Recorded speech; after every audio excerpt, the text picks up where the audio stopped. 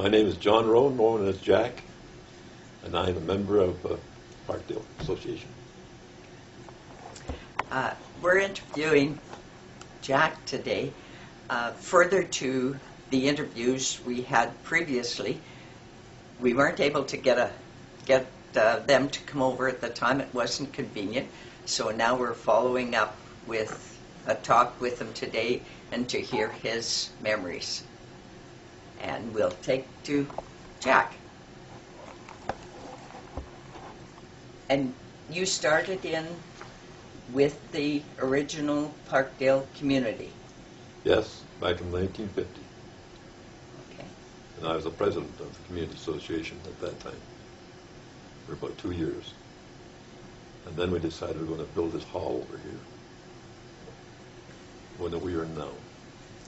So I was on the building committee for that. Now, are you talking about the Nifty 50s hall? That's the Nifty 50s, now? yes, Okay. I'm sorry. Okay. And then you were part of that? Oh, yes. I was on the building committee. Yes. Okay. And how many years do you remember, or how long you worked on that? Well, at least 3 years.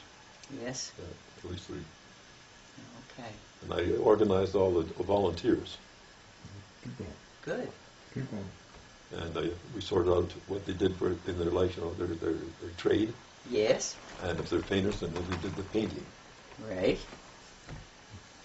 I'm supposed to look at that? Just look here. Okay. Keep going.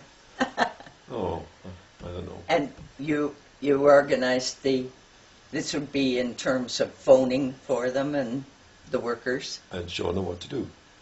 Good for you. Yeah. Okay. And you were involved in this now until that was Founders Hall? No, Founders Hall was already there. Okay. The new one that we built. You're talking about McGregor. Yeah. I was on the building committee for the Nifty 50s to build a new hall. And I put in 10,000 hours myself as a volunteer. And I had a whole bunch of people working for me, or working for the Nifty 50s, I should say, as volunteers. I matched up their past, oh God, the past, You matched up their hours? well, what they could do. Oh, their abilities. Their abilities, yeah. Mm-hmm. And we put them on, they painted their as jobs, then they were painters. Or if they're carpenters, they were carpenters. As volunteers. And that's the way we built the hall. That's a good way. Everybody enjoyed themselves. It's like as a group. And we succeeded in building the hall. Debt-free. Now, to carry on with what I was saying, we raised the money, which is over $100,000, and we matched it with labor at $10 an hour, granted. And we finished the hall that way. That's it. And Okay, carry on about this conversation we're having.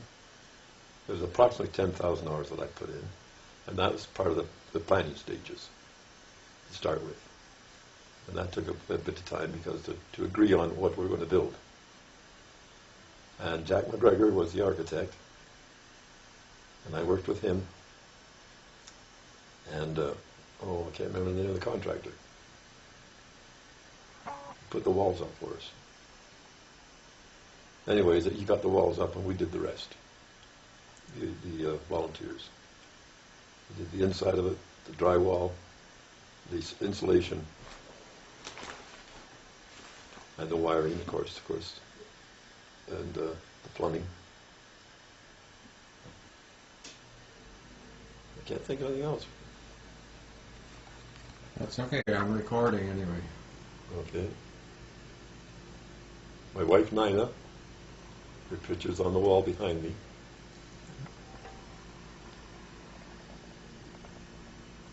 She was quite active in the club. nifty 50s. She was on the polling committee for about 30 years, I'm sure. Slight exaggeration, but she enjoyed it. So there was no argument there. And I'll just add to Jack's comments and saying that I remember Nina working at the teas Oh, yes. and any of the spring and the fall teas, Yeah. that she was always there. And she did all the baking. Not all the baking, but a lot of baking for the big day. Good. Hmm. She did. Okay, We're going to step back in time now, when the first building was built for the community. And I was part of that. Because I had a neighbor, lived a couple of doors from me, and he was the president. He said, Jack, you're coming to help me build this building. I said, okay, I'll get my pickaxe and so forth. And we dug it by hand. what year? Oh, that'd be 1950, something. I don't quite remember the year. Anyways, we got this building put together, and Tilly Clarenbach, she looked after the cleanliness of the hall, and she put out the drapes. Remember that? What else? Oh, yeah. And Jack Allardyce, he looked after the, Skating. yeah, well, at the skating rink, and selling the chocolates and pop and stuff like that to the kids. And I coached 4 teams there: the Blackhawks, the Toronto Maple Leafs, and Boston Bruins. Oh, I can't remember the other one now. New York Yankees, I guess. New York something or other. Jets. Anyways, it was fun. I must have had about 50 kids who couldn't make it on the city teams, and they had to have something to do. So this is what I did. We'll form our own hockey league. We played among ourselves, and then during this time, we were requested or invited to play some. I think the one up here in the north. Can't remember the name of the community now. So anyway, I said, these kids don't have sweaters. So I went around the district here asking people if they'd donate funds to build sweaters, to make sweaters for the kids, jerseys. And they did. So all the kids had jerseys. Some were down to their ankles, and others were up around their neck. But they all had the Parkdale on the back and a number. And they were proud of that. And one of these. And one of those was Jim Wright. And he was a real good hockey player. He really was. He reminded me of Gretzky. Okay. Back to Jim Wright. Oh, okay. Well, I was talking about Jim Wright when I coached hockey. And he was on the teams. And later on he became president of the Community Association. And I was working with the nifty 50s. So we had real smooth contacts. No problems there. We worked together as opposed to fighting each other. Called you coach. He called you. He called you. They called me coach, yeah. Ever since then. They're good memories, but they're fading. And what activities did you take part in the Nifty 50s? I was president, Like- vice president. I was always on the executive somewhere in the nifty 50s. Okay, to carry on with this conversation now, and to back up a bit, when we used to go to the community, the Nifty 50 Association's activities, we always went to the potluck dinners. My wife always brought chicken cacciatore. And we went to all the meetings. Of course, I was on the executive quite a bit, so I had to go to the meetings. And the relationship between us and the community was smooth. We had no problems. We had a representative that went to the community meetings, and we had the community had representatives that came to our meetings. listen to what's going on.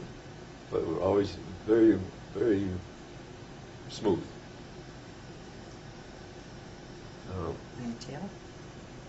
Until, well, I was out of it that time, but I heard about this problem that we're having with the community association.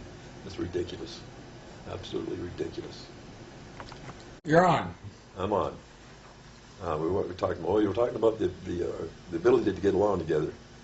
When I was involved with it, and the committees involved with it, we were fine.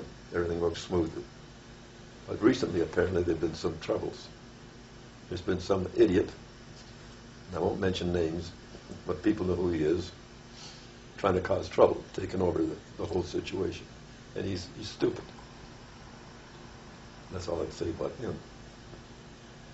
Anyways, anything that we've done well. We've got lots of money. The community's flat broke, and they're looking for our money, but they're not going to get it. I'll see to that. I want to talk about finances now. Our club, the Nifty 50s, is self-sufficient. The Parkdale community is flat broke, and they're looking for money. They're looking for free money, but they're not going to get it from us. If we have to move out lock, stock, and barrel and store everything, we'll take all the furniture, all the equipment inside the building,